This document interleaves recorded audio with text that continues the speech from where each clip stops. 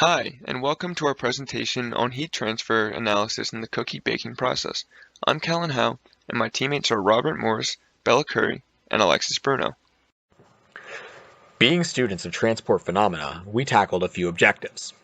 One being, how can we apply heat transfer calculations to everyday life? After some research, we discovered that around 37% of Americans cook regularly, which of course involves heat transfer.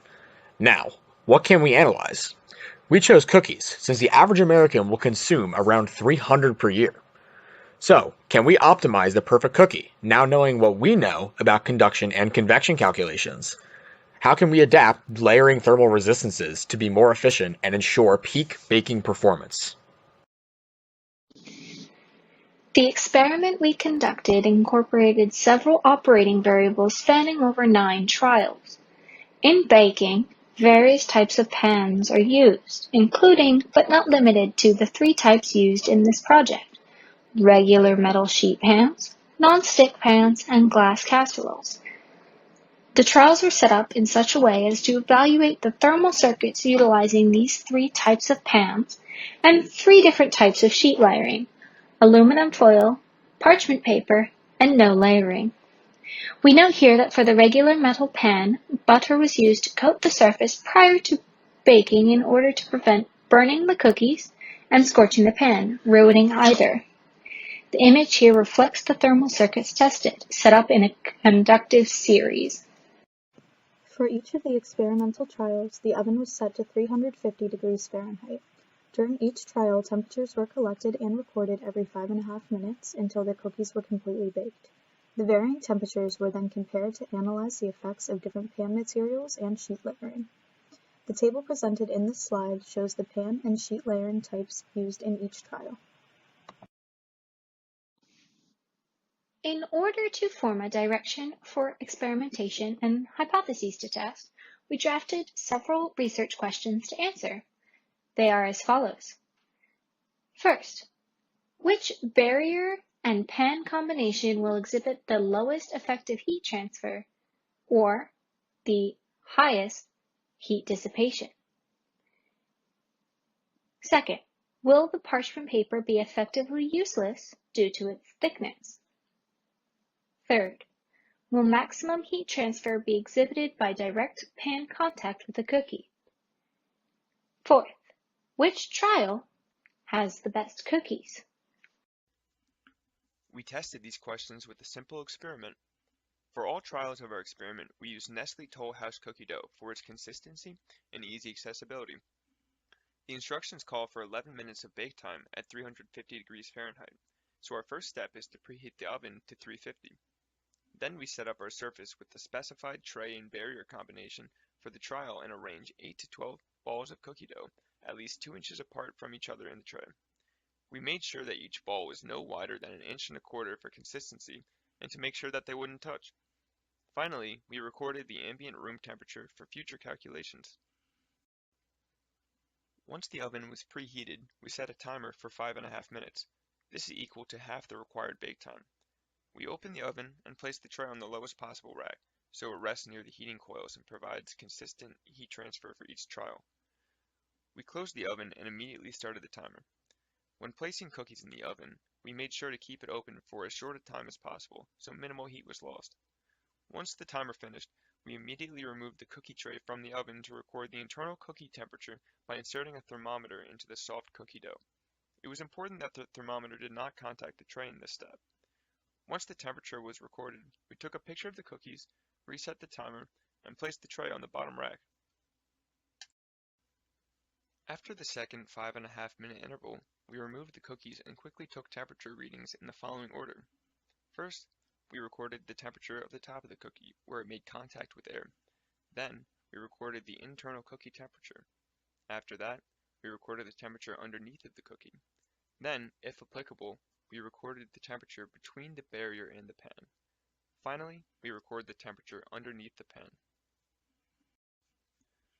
Once the cookies were cooled off, we measured the diameter and thickness of each cookie and calculated averages for each trial. We would then repeat the entire process for the next trial, making sure to let the tray cool completely to room temperature before moving on. We need to make a few key assumptions to ensure simple yet relevant calculations. We are assuming radiation is negligible, and in the same ballpark, the convection over top of the cookies is negligible and does not contribute to the actual baking of the cookies. We also assume that the oven is adiabatic, since we are unable to measure heat loss from the oven, and use that assumption to estimate that for the entire system, no heat is consumed or generated. It all exists within the system. Finally, pan materials can be complex, so we simplified and made the metal pan aluminum and the nonstick pan steel, both very common materials for their types. In order to perform a thermal analysis with the assumptions previously mentioned, we utilized key equations to calculate conductive and convective heat transfer as well as thermal resistances. Additionally, a key for defining the variables is shown on the right-hand side of the slide. Here are the results of the metal tray trials. Note that the internal temperature at the halfway point of testing, or the far left column, are lower than the final internal temperature, which is to be expected as more heat transfers over time. As you will see in later slides, the pan base temperatures for these trials are rather high. The cookies were also rather consistent in sizes over every trial. Note the paper trial had no temperature gradient between the base of the cookies and the interface between the paper and the pan. Finally, the Na denotes the lack of an added layer, so this temperature does not exist for these trials across all pans. The displayed results correspond to the glass pan trials. Unlike in the metal and non-stick trials, the cookies baked on glass took 2 times as long to cook.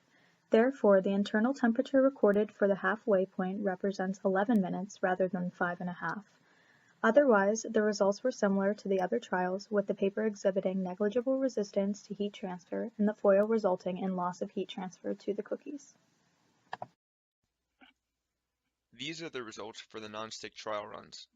The data appears similar to previous trials, but one notable difference is the trend of generally lower temperatures recorded throughout. The tables here depict the experimental temperatures, measured dimensions, and estimated heat transfer coefficients for the various pan types, following research. Ensuring correct calculations, all of the data was converted into imperial system units. The topmost dataset is that of the regular metal pan, followed by the glass casserole, and then by the nonstick metal pan. Depicted here are additional estimated thicknesses and heat transfer coefficients that were used to calculate the heat dissipation through each layer of conductive heat transfer, as shown by the Q values. As expected, the most heat was dissipated through the thick pans and leastwise through the parchment paper sheet. Like in the previous slide, the topmost dataset is that of the regular metal pan, followed by the glass casserole, and then by the nonstick metal pan. Shown here is a ranking from highest to lowest of the heat dissipation for every trial. As you can see at the top, the regular pan with foil had the highest amount of heat dissipation across the trials, as compared to the very bottom of the list where the empty glass layering had the least amount of heat dissipation.